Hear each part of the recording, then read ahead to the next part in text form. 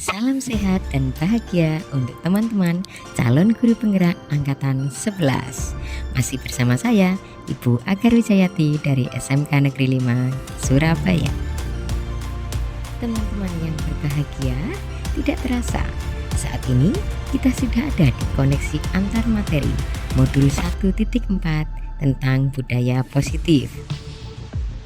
Tentu saja pada koneksi antar materi ini kita akan mengaitkan konsep budaya positif dengan materi pada modul 1.1, 1.2, dan 1.3. Sesuai dengan yang pernah kita pelajari di modul 1.1 yang sejalan dengan pemikiran Ki Hajar Dewantara bahwa pendidikan harus memiliki kemampuan untuk berpihak kepada murid.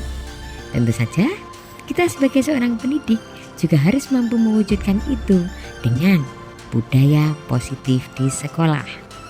Penerapan budaya positif dapat berjalan dengan menerapkan konsep inti diantaranya disiplin positif, motivasi perilaku manusia, posisi kontrol, keyakinan kelas, dan segitiga restitusi.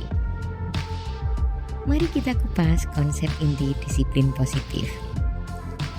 Disiplin positif memiliki kedudukan yang sangat tinggi karena dengan penerapan disiplin positif akan mengajarkan siswa berlatih tanggung jawab dan menumbuhkan kesadaran diri berdasarkan nilai-nilai kebajikan, baik itu mandiri, kejujuran, disiplin, tanggung jawab, empati, kreativitas, serta berinovasi. Tentu saja sejalan dengan ini, dalam praktiknya disiplin positif mengarah kepada disiplin diri. Dirilah yang dapat mengontrol dalam melakukan segala tindakan.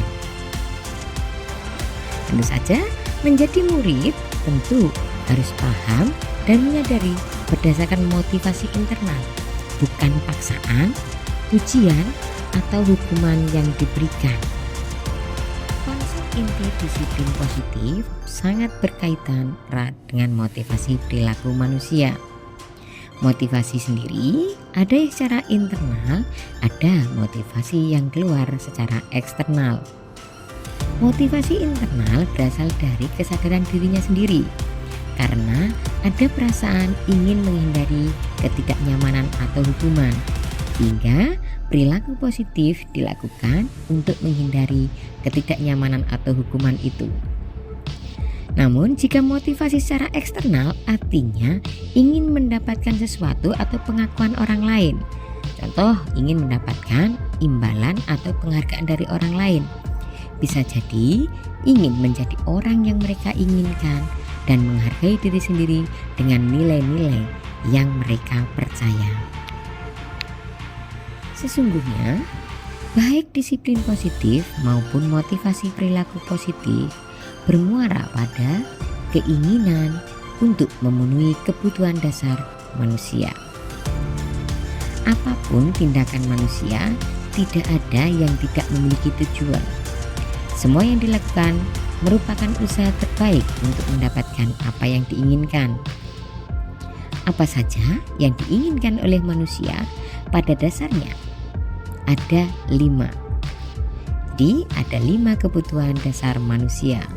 Yang pertama adalah penguasaan, yang kedua kasih sayang dan rasa diterima, yang ketiga kebebasan, yang keempat kesenangan, dan yang kelima bertahan hidup.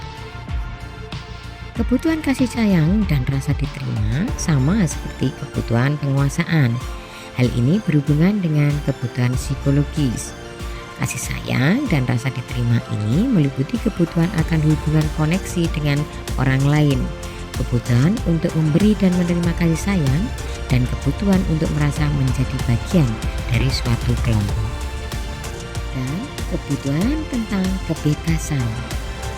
Kebebasan di sini artinya manusia ingin otonomi, memiliki pilihan, dan mampu mengendalikan arah hidupnya sendiri tanpa banyak intervensi atau dipaksa orang lain. Kebutuhan bertahan hidup bisa secara fisiologis maupun psikologis. Secara fisiologis, manusia bertahan hidup dengan kesehatan, rumah maupun makanan. Namun secara psikologis, bertahan hidup ini membutuhkan perasaan aman.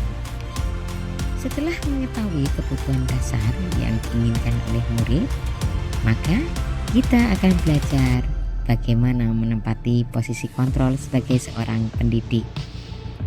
Posisi kontrol yang pertama sebagai penghukum.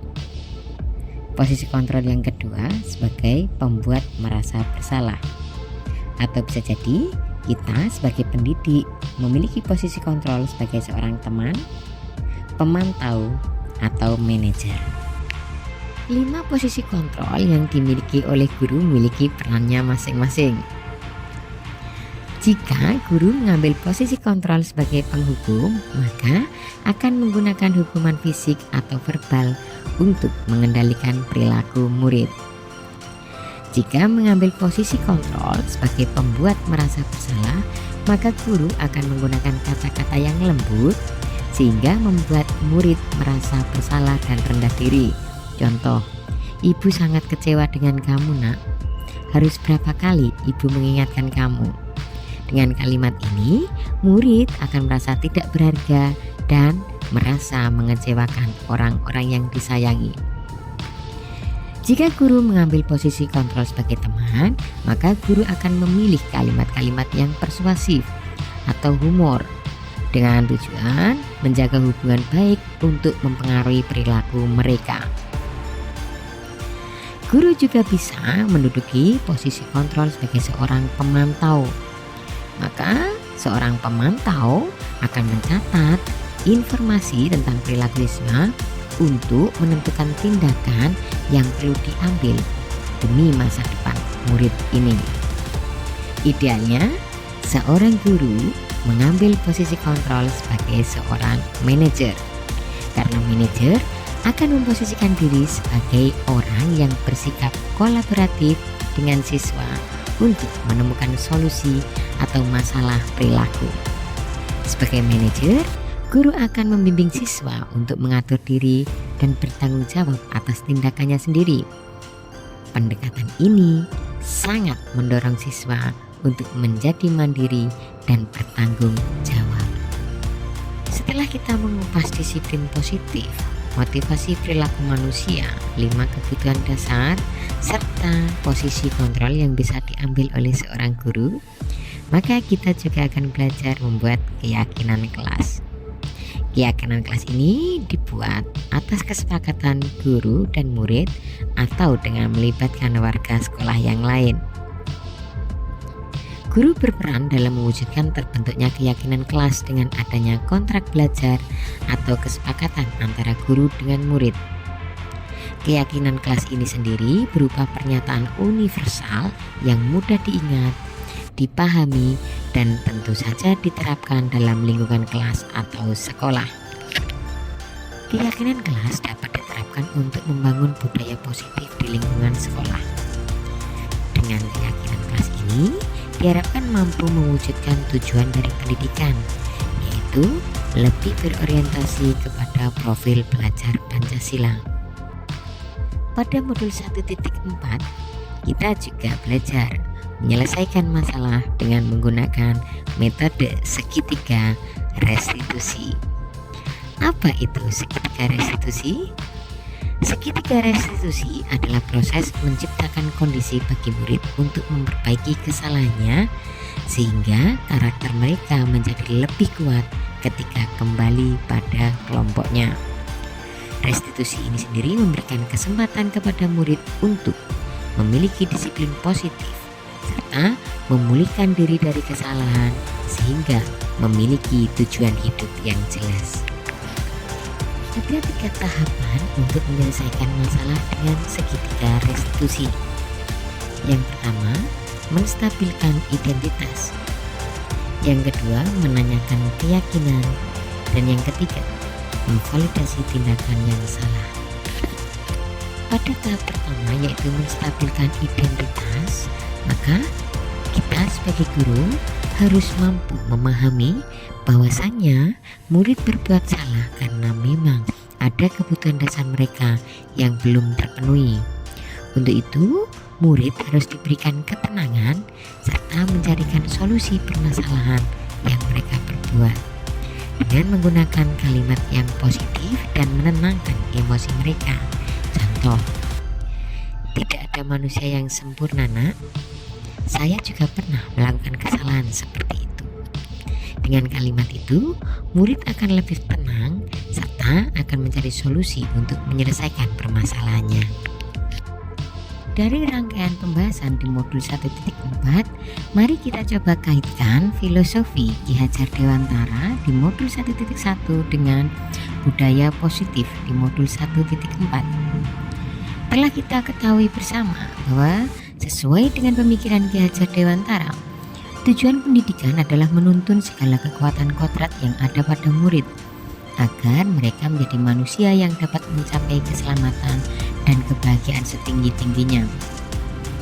Sejalan dengan itu, maka kita sebagai guru wajib menjalankan budaya positif di sekolah yang akan mempermudah tercapainya tujuan pendidikan sesuai filosofi Ki Hajar Dewantara, yaitu pendidikan yang berpihak kepada murid yang bersifat menuntun tumbuh kembang sesuai dengan kodratnya.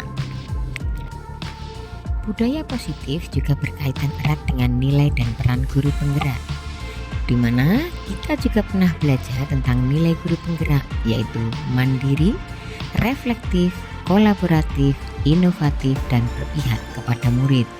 Sedangkan peran guru penggerak adalah menjadi pemimpin pembelajaran, mewujudkan kepemimpinan murid, mendorong kolaborasi, menjadi coach bagi guru lain, menggerakkan komunitas praktisi.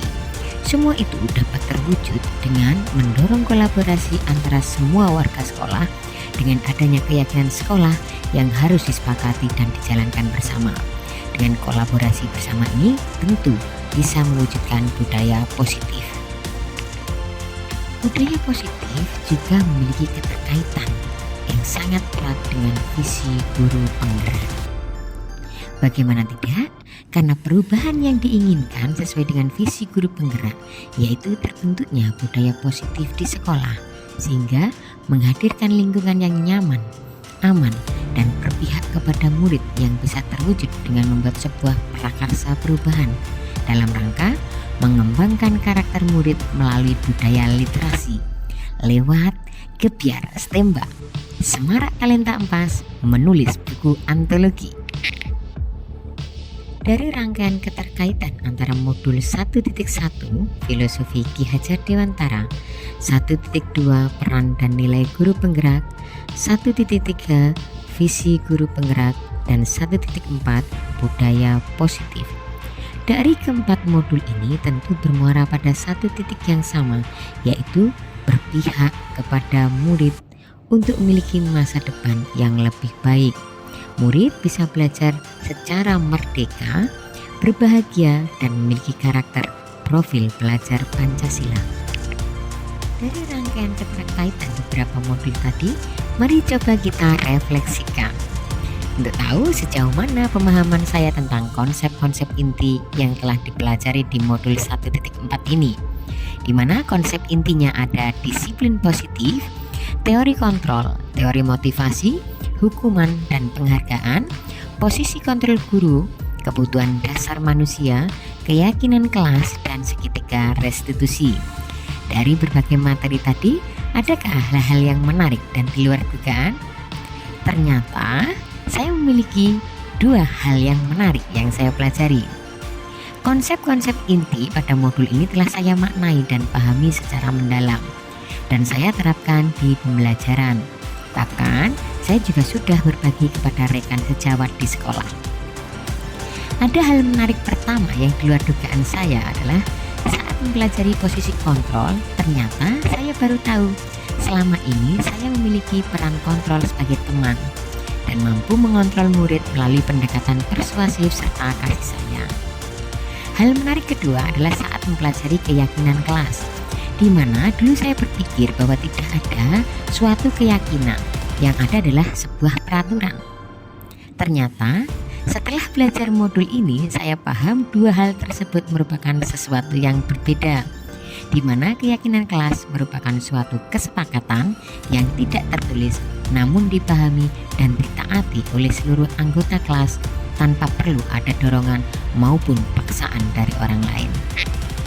Setelah menyadari ada beberapa hal menarik yang di luar dugaan saya, ternyata juga ada perubahan yang terjadi pada cara berpikir saya. Salah satunya menciptakan budaya positif di kelas maupun di sekolah setelah mempelajari modul 1.4 ini. Dalam menciptakan budaya positif, tentunya perlu kolaborasi bersama seluruh warga sekolah, di mana saya akan berusaha mengubah mindset peraturan-peraturan yang selama ini ada menjadi suatu keyakinan kelas atau sekolah, sehingga dengan tidak langsung akan menyadarkan seluruh warga sekolah dan turut serta berpartisipasi dalam menumbuhkan budaya positif di sekolah. Ada pengalaman menarik yang pernah saya alami terkait penerapan konsep inti dalam modul budaya positif yang ada di sekolah.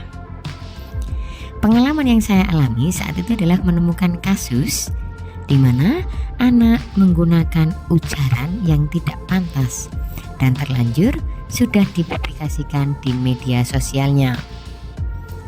Kasus itu saya selesaikan dengan menggunakan penerapan segitiga restitusi. Saya mengambil kontrol sebagai seorang manajer yang awalnya mulai menstabilkan identitas, menanyakan keyakinan, serta memvalidasi tindakan yang salah pada murid tersebut. Alhamdulillah, dengan menerapkan segitiga restitusi, kasus ini bisa selesai dengan baik dan anak bisa kembali ke kelompoknya dengan percaya diri serta mendapatkan solusi terbaik untuk menangani kasus ini. Dari pengalaman-pengalaman tadi ada perasaan senang dan puas yang saya rasakan. Selain senang, saya mulai percaya diri karena merasa berhasil dalam mengimplementasikan teori dalam aksi nyata waktu menyelesaikan kasus di kelas maupun di sekolah. Posisi kontrol yang saya ambil saat itu adalah sebagai manajer yang menggunakan penerapan segitiga restitusi untuk menyelesaikan permasalahan murid. Terkait pengalaman dan penerapan konsep-konsep yang ada di modul budaya positif, ada hal-hal yang sudah baik, namun ada juga hal yang perlu diperbaiki. Saya sadar hal-hal yang sudah baik dalam penerapan budaya positif diantaranya adalah saya mulai yakin dan percaya bahwa dengan keyakinan kelas bisa mengembangkan karakter murid. Saya juga semakin percaya diri dalam menerapkan budaya positif, terutama penerapan segitiga restitusi dalam memecahkan permasalahan murid di sekolah. Dan yang perlu diperbaiki pada diri saya adalah posisi kontrol sebagai manajer yang terus saya asah dan perlahan-lahan meninggalkan posisi kontrol selain manajer. Sebelum mempelajari modul 1.4 ini, saya sering memakai posisi kontrol sebagai teman. Ternyata sebagai teman kurang memberikan dampak yang sesuai bagi perkembangan murid. Sehingga saya sekarang mulai belajar mengubah posisi kontrol tersebut menjadi seorang manajer, di mana saya berharap dan berupaya mewujudkan murid yang lebih mandiri, kolaboratif, simpatik, dan bertanggung jawab.